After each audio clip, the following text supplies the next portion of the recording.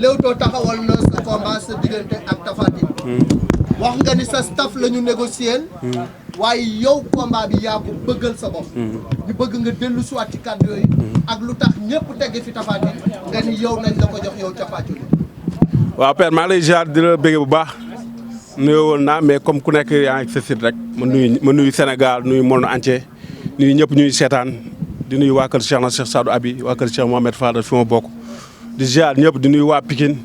di nuyu ñëpp waa Touba waa Darou Rahman di nuyu ñëpp sama mbokk sama am di jàmm yi suma waa kër maam Cheikh Ndoumane maa ngi bëggee ñëpp di ziar ñëpp. waaw comme li ñuy wax rek combat bi Pape Thialis da ko démarché boo gisee taxawal ko yomb mooy waxtaan bi yàggul parce que ñun ay xale lañ ci làmb kat waaye xam naa ni moom xaw na xam suñu valeur ci làmb et puis lu ñu soxla jox nañu ko sant nañ yàlla bu baax comprendre nga ñu ñëw war a bëreeg Tapha Tine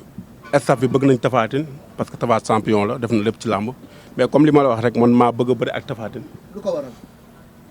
parce que ba may commencé làmb dama daama di wax ni pour ma doon dara il faut nga ma daan champion yëpp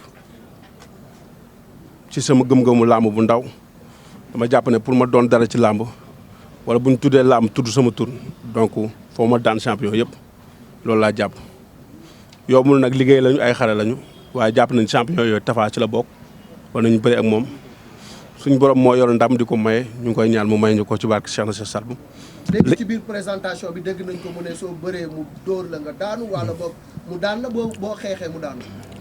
waaw comme ni nga ko wax rek loolu neex na ba pare de. waaw loolu wax ko dafa teel waaw loolu waxam la mais wax ko dafa teel làmb bi ñoo ko sekk maak moom comme li ma wax rek ñool tàbbi moom moo gën gësam ñool tàbbi moo gën gësam loolu dafa jeex tàkk comprendre nga Tapha champion la defuma ci làmb lu mu deful wala lu mu def sax man defuma ko xale laa dama ñëw pour bëreeg moom pour wane ni Boy Niang champion bu ndaw la ci moom après ma dem xool leneen. jërëjëf Boy yow deuxième question bi Malick. da nga ni da ngay teg sa ci nu fondé.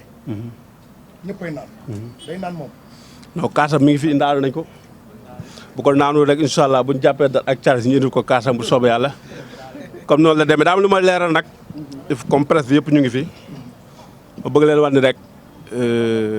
man xale laa dama ne ci làmb donc il faut que ñu bàyyi jël suma carrière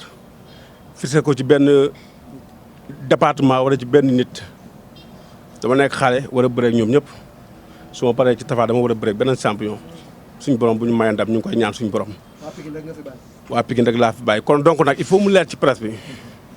ñu bañ a jàpp ne man li may sonn ci làmb wala di ko ñafe ci làmb pour benn mbër la wala pour benn gox la